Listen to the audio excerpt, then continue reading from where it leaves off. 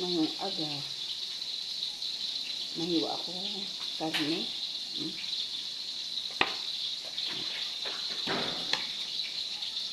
Ilakot na dito ang palayo. Habang naghihiwa ako, nagpiprito ako. Damo tutubi sa sulod, ipabaa sa ilo kay manong mo. Ito.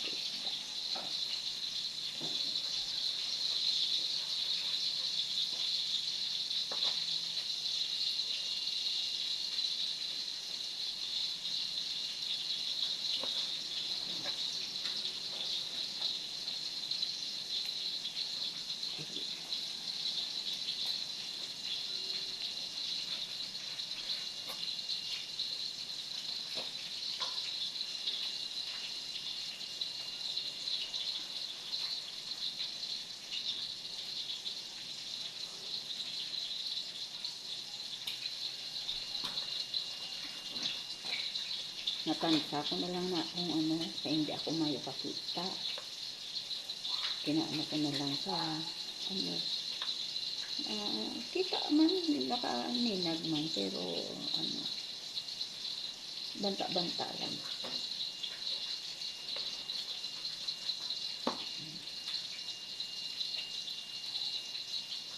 Kumiara ka mga bata nga nangagadagyang balakong gabi, ano ko na sa inyo, payo ko na sa inyo.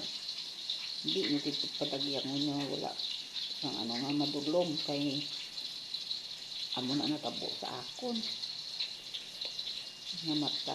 Nabunggo ako sa ulo ng kapatid ko, yung mata ko, yung ugat ng mata ko naapektuhan. Isa na ano siya,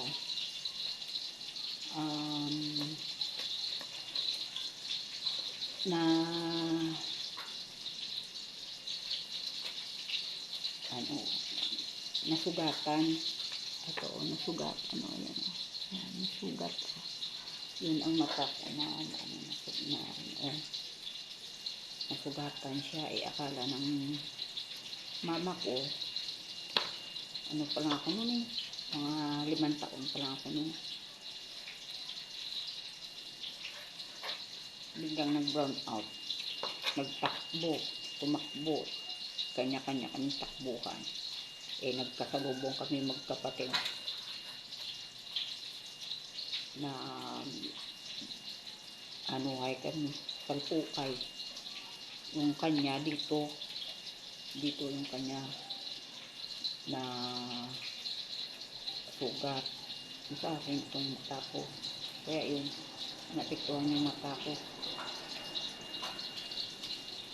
Kaya kayo, kung meron kayong mga anak na mga ano na naglalaro kung madilim ba, yan, pag-ingatan nyo.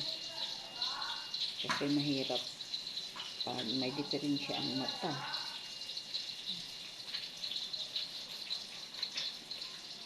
Pero kung agapan naman daw ko, sabi ng doktor, hindi magkaganito yung mata ko kasi bata pa ako eh. Tapos wala kami talaga nun. Mahayaan na lang. Kasi hindi naman alam ng nanay ko na gano'n mapektuhan yung mata. Kaya nag-aral ako ng dali lang.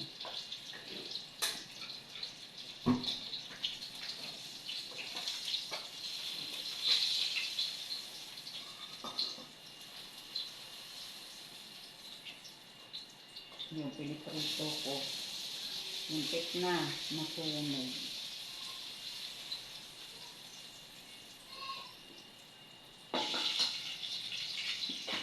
Yung piniprito ko, muntik na masunog.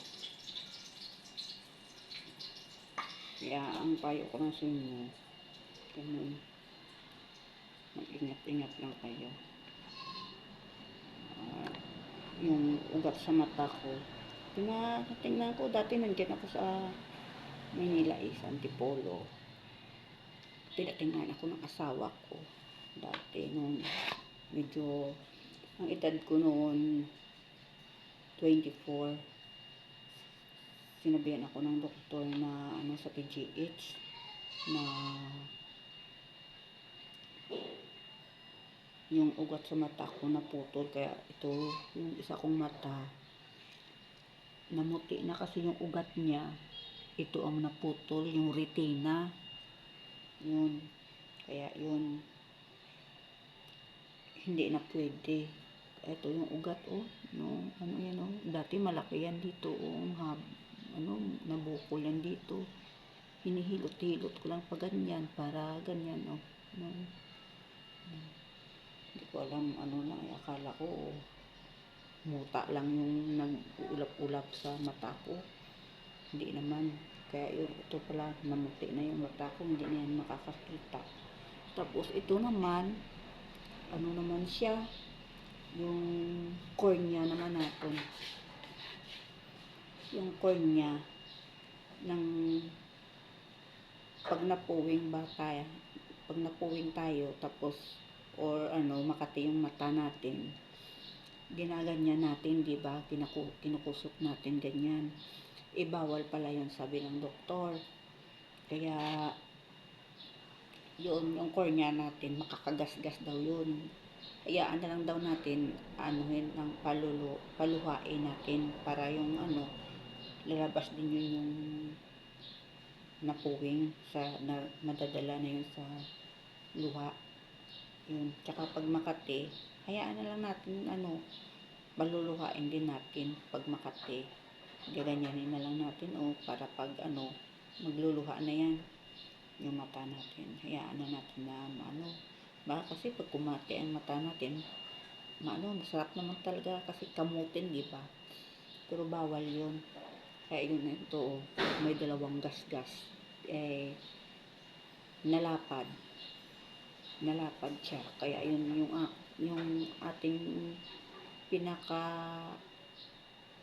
natin, yung eyeball natin ba, yung lens natin unti-unti nang natatakpan yung lens ko. Kaya yun, ito yung salamin ko, pang suporta lang ito para yung kasi hindi na ako makakita sa malayo, malapit na lang na na lang ito parang aninag ko na lang ba yung pag wala akong salamin.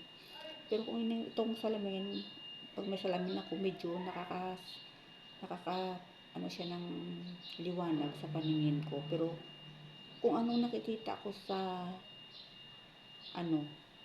kung anong kalayo lang ang makikita ko, yun lang ang makikita ko sa salamin bala, bilang suporta lang siya, hindi rin ako makakita ng malayo. Kaya yun lang ko sa inyo, payo ko sa inyo na pag-ingatan nyo yung mga anak nyo na hindi masyado sa gabi, at kahit sa araw wag masyadong kasi mahirap talaga pag mayroong yung mata may diferensya. Kaya ito yun, yan lang ang mapayo ko sa inyo. Madami din salamat sa inyo na paglantaw sa akin at maka subscribe kami sa akon para kung makabulig kami sa akon para sa akon mga apo. Kaya ang akon mga apo dito sa akin, kawawa naman yung mga apo ko kasi pag hindi sila makapag-aral, kawawa naman sila. Meron naman silang nanay, kaya so hindi ko maasahan yung nanay, may asawa kasi doon naman apat na yung anak, tapos yung nanay parang wala ding, hindi ko alam kung basta pasalamat lang din ako, meron akong mga tiya o kamag-anak na isang papano kahit kunti nagbibigay din sila sa amin. Pero mas iba talaga yung meron mga yung niya, kaya lang wala, hindi yan sinusuportahan ng mga nanay nila, yung mga tita ko na lang. Kaya nandito kami, nagtsatsaga na lang kami na para lang makapag-aral sila. Yung binibigay nila sa amin, sa akin o nagawa ko na lang paraan kung paano kukuha ng ice candy. Nagtitinda ako ng ice candy. Magawa ako ng ice candy. Yun. Libre naman yung kain namin. Libre yung bahay, libre yung kuryente, libre yung yun lang. Pamasahe lang, tsaka pambaon ng mga apo ko sa araw-araw. Pinoproblemahan ko. Kaya, yun lang. Hingi ako sa inyo ng tulong. Damo din na salamat. God bless po.